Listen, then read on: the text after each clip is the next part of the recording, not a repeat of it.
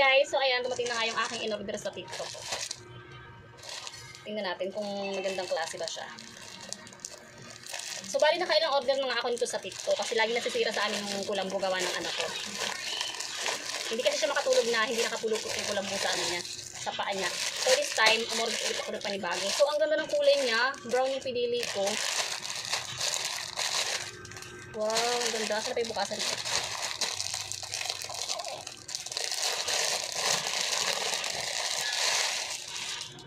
Wow, ang ganda.